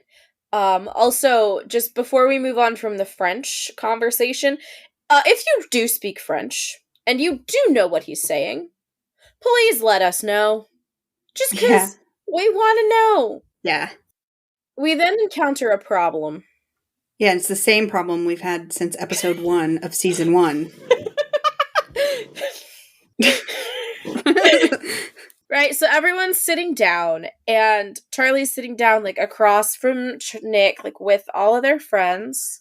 And who has to sit down next to Charlie other than Ben Hope? Literally, anyone else could have sat there, and I wouldn't have a problem with it. Ben fucking sits down, and I'm ready to fight. Yeah. Nick is also ready to fight. Uh-huh. Yep. Charlie is, like, instantly tense. He scoots over closer to Tao, like just the tiniest bit, and like refuses to look in that direction at all. And Imogen is clearly pissed off too immediately. She's like, great. Which, like, as she should be. Especially after he's been treating her like literally today on this trip. Uh-huh. Even if all of the other stuff, obviously there is all of the other stuff that does matter. But if you took all of that away and we went just off of today. Fuck it. Fuck him. Yeah, I think this would have the same outcome. Yeah. Fuck that guy. Mm-hmm. We do get a brief distraction from it because Tao's food arrives. Oh my god. And he has ordered escargot. And everyone is disgusted except for Nick, who is delighted. Well, yeah. Presumably, Nick has had it before. Yeah. It's true. I personally haven't, but, like, I know what a snail looks and feels like, so I can just assume, right? Yeah, no thank you. I bet it's so salty. Mm-hmm. But he says, where in France had to be done. And it just did not, Tao. You can it did not have to go to France and not order that. Lots of people are ordering other French dishes that do not include snails. Yeah. And Elle says she feels sorry for him and his terrible decisions. And I'm like, I don't. He made that choice. Nick does the most laddish thing to ever happen. And he, like, drum rolls on the table to egg him on. And Tao takes a bite, chews, swallows, and is just very blank in the face. Yeah. He's just like, conceal, don't feel. Yeah, and I think Darcy is like, are you okay? Can you breathe? And, like, shoves water over to him. He's gonna need something stronger than water to get rid of that taste. Yeah. Then we get another shot of Imogen watching Ben watch Charlie. Who is not eating. Yes. And then Ben decides it's a good idea to talk to him, and he says, I haven't spoken to you properly in ages. How was your first day in Paris? And I'm swinging. And Charlie freezes, and Nick freezes, and Imogen glares, and I scream. And Nick, like, goes to stand up, and the only thing that I can think that he would do is switch places with Charlie. Mm-hmm. But he doesn't get the chance because Imogen gets there first. I almost am wondering if Nick is standing up just to be like, I will fight you. I just don't see him being that, like, aggressive. That would call too much attention to Charlie in the situation. That's true, but I feel like there's a protective instinct that sometimes take over that doesn't for sure necessarily take those factors into account. It's like the mama bear instinct. Yeah, for sure. But fortunately, before it goes bad, Imogen calls Ben out in front of everybody. And I really hope you wrote this down. So she starts off by saying, not interested in my day, or not interested in how my day was then. And he's like, why are you in a fucking mood with me? Well, he doesn't say fucking, but that's the tone that he uses, right? And just pause real quick, because this shot of him saying, why are you in a mood with me? Joe Locke, the nonverbal acting is so good. He's like folding in on himself. His face is like very tight and constricted, and he's like staring at the table. And I'm sure he's like trying to be like literally anywhere else mentally, right? Mm-hmm. But you can like really feel it just like radiating off of him in this scene. So I just have to point that out because it's so good. It's such a good screenshot. Mm-hmm. But this is where she snaps and she says, because you're supposed to be my boyfriend, but instead you've got some sort of obsession with Charlie. Elle takes a bite and she's like, oh. And then you see James and he like slowly puts like a piece of roll in his mouth, and Isaac looks up from his book. So you know that now everybody's paying attention. And he slams his utensils down. He's like, what are you trying to say? And she screams, I don't know why you're obsessed with Charlie. And Nick looks at Charlie, and Charlie looks at Nick, and everybody cringes a little bit. Mm-hmm. And then she continues and says, and to be honest, I don't even care. All I know is you're a terrible boyfriend, and I deserve better. I'm breaking up with you. There are gasps all over the room. Mm-hmm. And then she says, your energy is off. And then we see the teachers, and they are just slurping this tea right on up. And she says, you're not mature, and you clearly have some issues that you need to resolve before you're ready to be in a relationship. And I'm not going to wait around for you. I think it's time I focus on myself. And then we see like Harry and the other rugby lads are back there giggling. And Elle looks so pleased. She is like clapping internally. She's like, yes, yes, yes, yes, yes. And then Ben says, well, if you don't want to be with me anymore, that's fine. There's no need to be a bitch about it. Record scratch. Charlie, he darts his eyes over to Ben. Mr. Ajayi's like, whoa, whoa, whoa, whoa, whoa. We can publicly humiliate people, but let's not call her a bitch. Okay, my guy. And even Harry is like, well, there's no need to call her a bitch. I did write down, you know you fucked up when Harry Green calls you out. And somebody, before Harry speaks, somebody off screen, I at least couldn't clock who was saying it, one of the other rugby boys, says like, she's got a point, man. Yeah. I'm like, yeah, get him, everybody.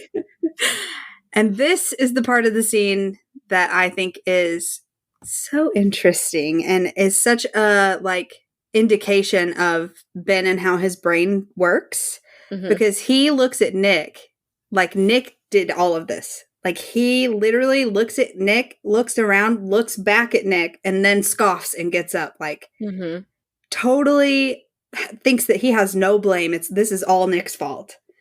Like you did this because you are an asshole and you treat everyone like shit.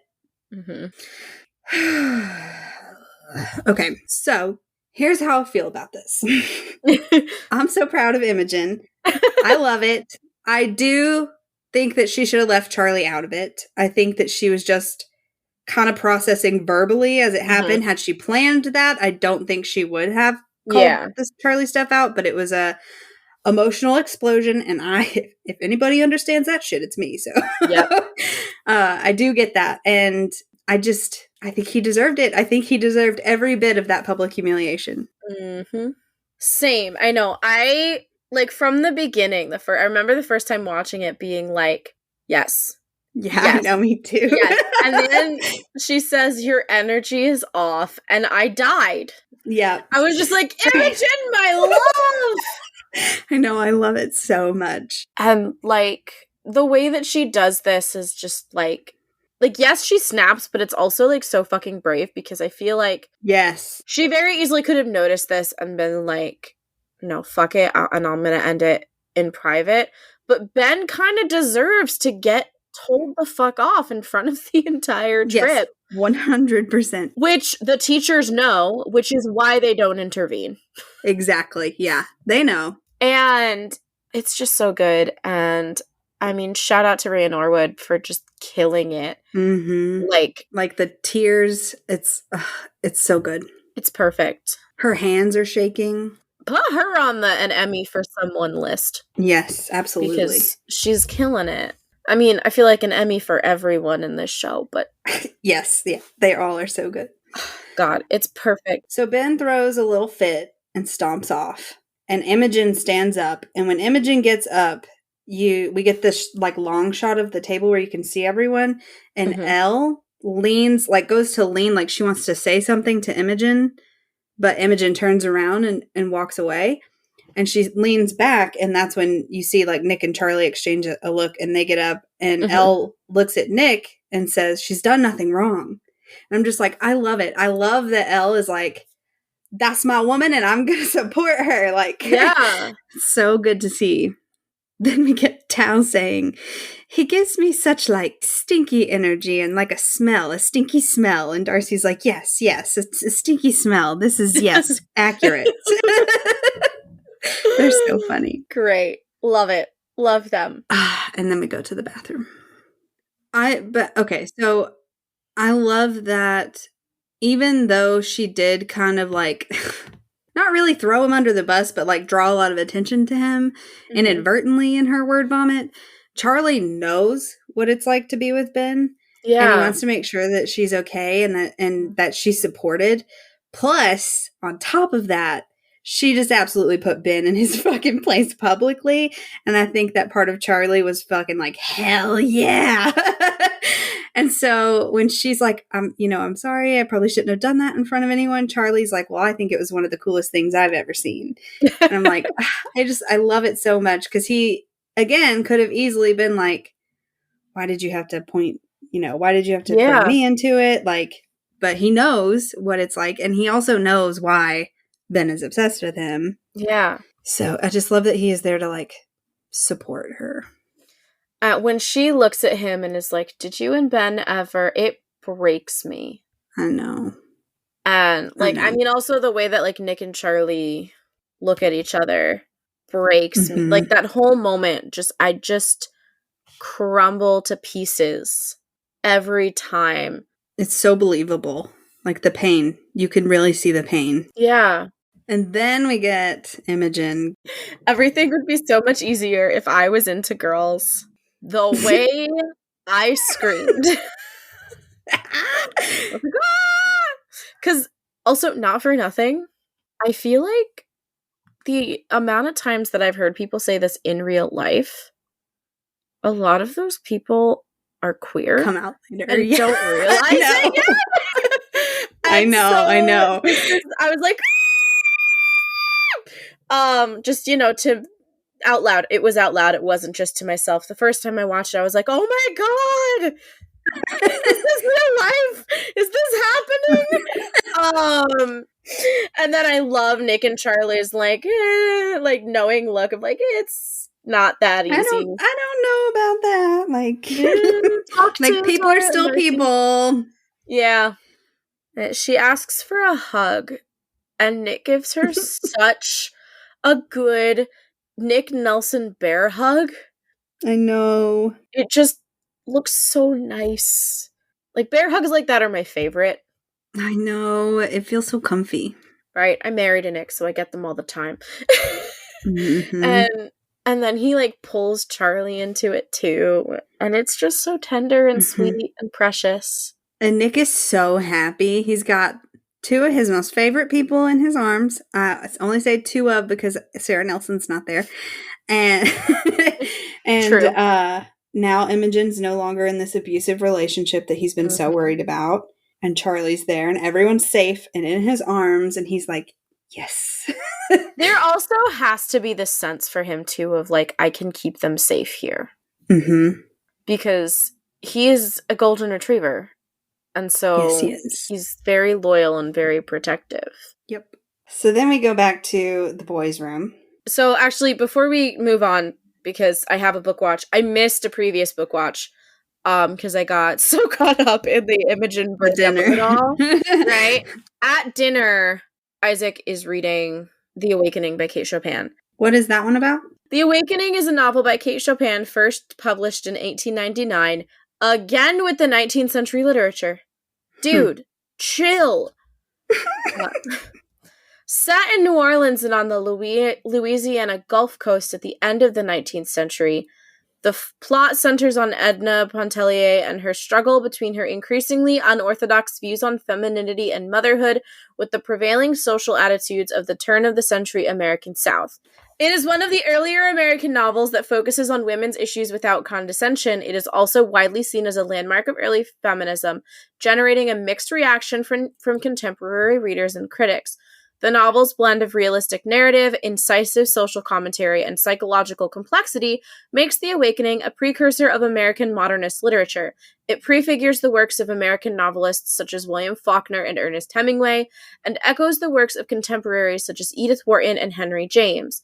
It can also be considered among the first Southern works in a tradition that would culminate with the modern works of Faulkner, Flannery O'Connor, Eudora Welty, Catherine Ann Porter, and Tennessee Williams. Nice. Okay, yeah, so that's perfect. I haven't read that one. Fair. Yeah. But then we also have him reading back in the hotel room. He's reading We Are Okay by Nina LaCour. And I think he was reading that. I forgot to write down, but he was reading that in a previous episode. Oh, interesting. Because the cover of that book is very distinctive, and I remember him reading it twice. And he's like, it's been a big day, so I need something that I know what's going to happen. Although that book is intense. LaCour's We Are Okay follows Marin, who's spending the holidays thousands of miles from home at her New York college campus. The freshman is processing the death of her beloved grandfather and the tenuous first love she experienced with her best friend Mabel. That is not easy to read. Mm. But yeah, so he's reading that, and Nick asks Tao how it went with Elle. And this is another really great Tao bonding scene. I love this scene. It's so good. I'm surprised that Tao takes this bait and opens up to him, but I'm so proud of him for doing it. Mm-hmm. Nick says that he thought that Tao and Elle would be good together, and Tao tells him that he doesn't get it and goes on and on about how amazing Elle is, and he doesn't get how she could ever like him. Yeah.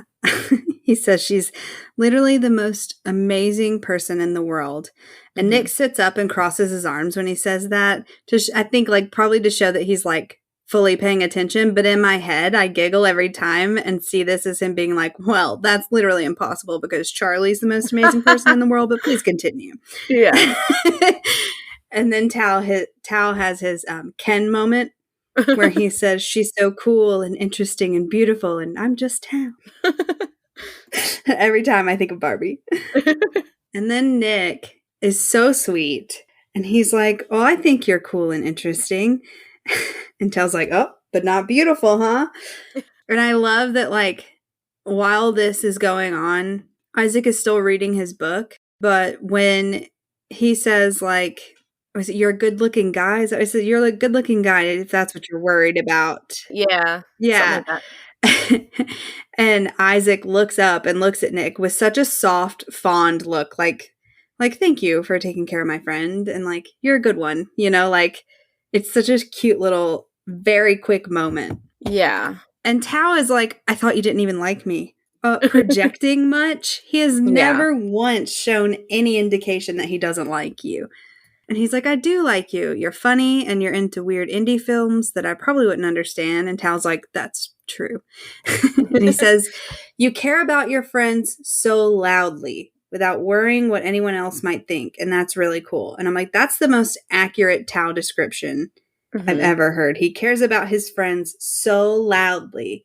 Very good wording. Good job, Alice. Yeah, it's really, really good. And I just love, this episode is such an important part of the Nick and Tao friendship. Because we get this stuff earlier where I was talking about kind of Tao softening to Nick even more. And then we get this and just this connection, and Tao is really seeing Nick is a good dude. And I feel like there's, it kind of all culminates at the prom with the conversation they have at the prom. But I just really love the kind of tracing the arc of their friendship and how they go from enemies to friends. I know, it's one of my favorite storylines. It's so good.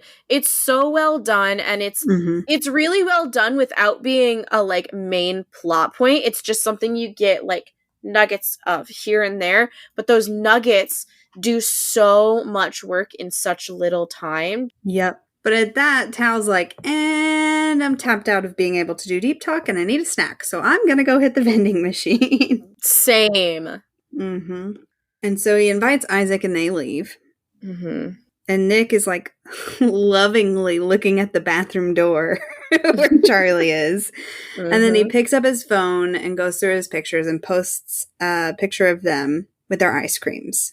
And I think this is the confirmation that Charlie absolutely has his notifications on for Nick's Instagram. Because he immediately... And he's so happy. And he's like, did you just post another picture of me? And he's like, yeah, I did. And this is when I die. this moment where he walks up to Nick and like the tenderness of like Charlie running his finger through Nick's hair and Nick looking up at him and like touching him on the shoulder. Like it's so tender and sweet and code blue dead for me. My note on this is later, but this whole scene like is kind of building to a certain point. The intimacy coordination is excellent. Mm-hmm. It's so good. And yeah, it goes from like the whole thing is like really tender, like even when it gets to the more intense stuff. But like from this moment, just like these little touches, it's so good. And it really gives me all of the feelings. And I am also dead. And then so like it goes from that and Nick just like grabs him. And Charlie says, "Oh my God, Nick, you giant rugby idiot." Which is a great line and entirely the kind of thing that you say to your rugby player boyfriend in that moment. 100%. I love when they're laying side by side, like right before he wraps him up in the blanket. They like are staring at each other. And Charlie looks down at Nick's lips and like literally takes the little nudge to go closer to kiss him. And Nick is like, "Hi." And Charlie's like, gives him this look like, "You did that on purpose," and says hi back. And it's adorable. My only note is lovey, cuddly, ooey gooiness, just because I was just a puddle on the floor and I couldn't take notes on what was actually happening. Because I was a puddle on the floor. Yeah. I had melted. I had died. After he wraps him up in the blanket and says, "Nick, you giant rugby idiot," Nick says, "Now you're fully trapped. You have to sleep in my bed." And Charlie's like, "That's probably a bad idea." And then that's when Nick gets kind of serious. And he's like, "You seem kind of down today." And Charlie's like, and then he's like, "Yeah, I wanted to be alone with you," which I'm sure is true, but we know is a deflection. Yeah. And it was so smooth. And so then they start kissing and making out, and we get the "you taste like toothpaste," like the first time we kissed at your house. Chef's kiss. And then Nick starts kissing his neck. And Charlie's like, "What is happening?" Like, he's no thoughts, just panic. Yeah, but like good panic? Good panic, yeah. I love watching other people watch this scene, like who don't have comics knowledge, because without fail, every time they're like, Nick, you're gonna give him a hickey. This is a very long kiss, Nick. Yeah. They're like, he doesn't know, does he? Oh God. Like, and I'm just sitting there like, yes. Yes. It is the plot of the next 2 episodes. Yeah. But I love that he like can obviously tell that Charlie is tense, so he checks in, gets that consent. He's like, "Is this okay?" Charlie's like, "Hell yeah, it's okay." But in the end, his anxiety does get the best of him because he keeps looking at that door, just waiting on Tao and Isaac to come back. And he's like, Nick, we're going to get caught. We got to stop." And Nick's like, "Oh, you're probably right." So they sit up and we get this shot of them just like awkward, not looking at each other, that was one of the stills, right? Or was that part of the like first teaser trailer? It was part of something. I can't remember which at the top of my head. It was part of the promo, and everybody was like, "I know what this is. This is Hickey." It was so cute. Yeah. And then Charlie's like, "You lost." "I think you lost the challenge." You know what? Worth it. If I'm Nick, worth. Based on the way that he reacts in the next episode, whenever Tao's like, "I blame Nick," he's like, "Hell yeah." Yeah, I did that. And then it cuts to the next morning. Tao, Nick, and Isaac are asleep. Isaac is asleep. Isaac's face is his bookmark. Yeah. And Tao is passed the fuck out. He is like passed out. Nick wakes up and he sees that Charlie is already up. And then we cut to Charlie in the bathroom and he's brushing his teeth very conspicuously, only looking at one side. And then he turns to brush the other side and he notices something on his neck. And it's a hickey. And he looks closer. Yeah. And it goes, oh, fuck. The music cue and the episode ends. This is my favorite ending to an episode. Yes. So good. So good. Netflix said, I see all of you and I will give you half of it. And that's all you're getting. And we are not going to give it to Nick. Yeah. And then the episode's over and we are all deceased. Mm-hmm. Yeah. One of my favorite episodes from the entire series. Mm-hmm. I was so excited to talk about this one. Did you have a quote? Yeah, I think you know what it is. Your energy's off. That's great. I had a few. And your energy was off was in there.